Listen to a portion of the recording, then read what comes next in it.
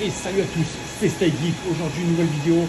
Donc là c'est une vidéo qui est un peu triste, comme vous voyez, le cabanon est enfin vide. Donc il reste les vestiges d'un mineur expérimenté qui s'en va. Donc vous voyez, il nous reste quelques petites rallonges électriques. On a enlevé les lumières. On a une extraction à l'ancienne qui a été posée, qui tourne toujours malheureusement. Donc tout ça va s'en aller. Donc ça va être un peu triste, vous voyez, des câbles électriques qui se passent ici. De la saleté. Là il nous reste des boîtes de composants vides. Et là il nous reste encore deux petits rigs. Et non les amis, je n'arrête pas le minage de crypto-monnaies comme vous avez pu vous en douter.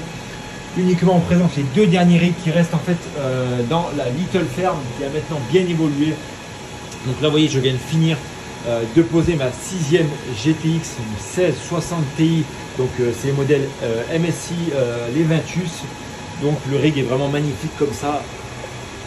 Un rig avec que des mêmes cartes comme ça, c'est vraiment la folie en termes de beauté, de design, de stabilité de rig. Donc voilà, dites-moi ce que vous en pensez de mettre uniquement les mêmes cartes sur les rigs. Je pense qu'au fur et à mesure de l'évolution de la chaîne, on va partir sur uniquement des rigs avec les mêmes types de cartes. Ça sera déjà beaucoup plus esthétique. Niveau stabilité, on sera beaucoup mieux. Et niveau contrôle des OC, ça sera forcément beaucoup mieux puisque le rig sera plus stable.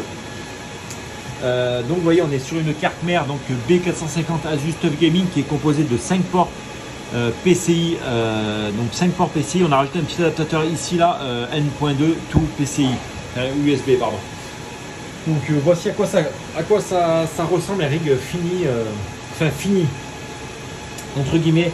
Là il y a le châssis de la boutique des oiseaux qui va arriver prochainement. Donc pour faire une vidéo sur le montage d'un rig. Donc là je vous ferai vraiment une vidéo tuto montage du rig parce que je l'ai fait sur un rig qui comporte 12 GPU.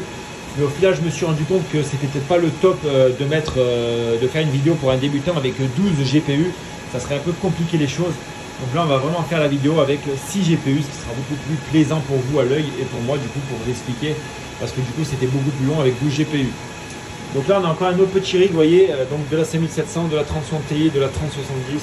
Donc ça tourne, ça c'est des cartes voilà, 3070, Rêve 1, assez rare à trouver, mais on les trouve encore. Donc pour vous tenir au courant, donc simplement, donc cette cabane là, vous voyez, je vous disais depuis un moment que ça allait bientôt partir, voilà, donc là il nous reste celle-ci aussi, elle va bientôt dégager. Donc vous voyez là on est sur la petite cabane.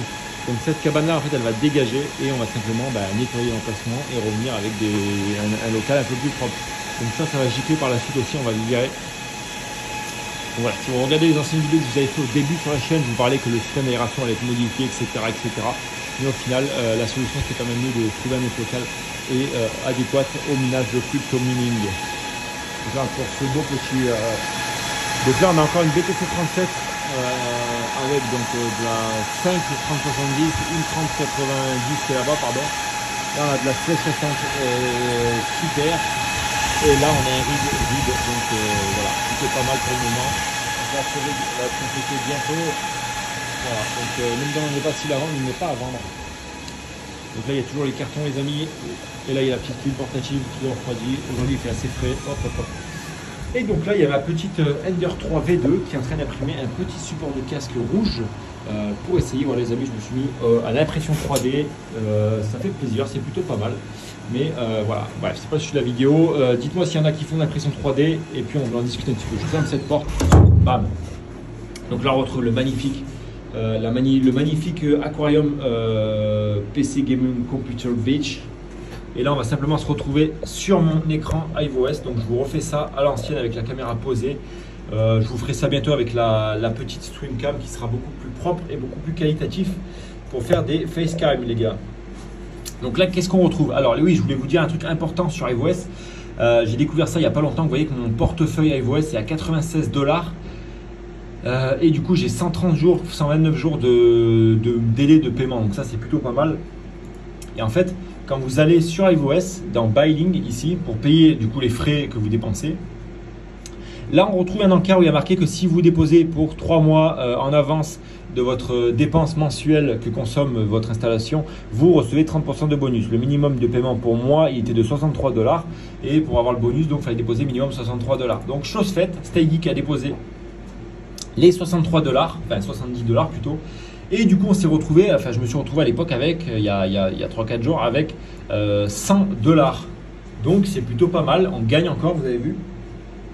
Ça sert à rien de déposer moins. Des fois, il vaut mieux déposer un peu plus et être tranquille. Parce que là, vous voyez, j'ai déposé, donc comme vous voyez, comme ils disent ici. Hein, est-ce qu'on peut retrouver le dépôt? Voilà les gars, je vous montre tout de suite. Hein, vous allez me dire que c'est du fake, mais voilà, déposit donc 76 $. Et déposit bonus, donc ça a été fait, ça a été crédité juste après 23 $. Donc il nous donne 23 $ pour déposer 76 $. Donc c'est plutôt pas mal. Vous voyez, comme vous voyez là, il y a bien marqué les 30% de bonus qui sont ici. Donc peut-être on verra, peut-être bien. Là, voilà, comme ça on les verra mieux. Donc 30% de bonus. Donc pourquoi se priver les gars? Si vous donnez 30%, déposez un peu plus et vous gagnez 30%. Donc ça c'est plutôt pas mal. Ça c'est ce qu'il faut pas oublier. Donc voilà. Donc là la petite ferme, qu'est-ce qu'il y en est? Donc à mon autre local, donc au nouveau local, j'ai installé la fibre, enfin j'ai commandé la fibre qui va arriver parce que le routeur 4G, même avec la consommation illimitée de gigas, n'est plus possible. En fait, avec tous ces rigs là, en 2 semaines, j'ai dépassé les 1300 gigas d'internet.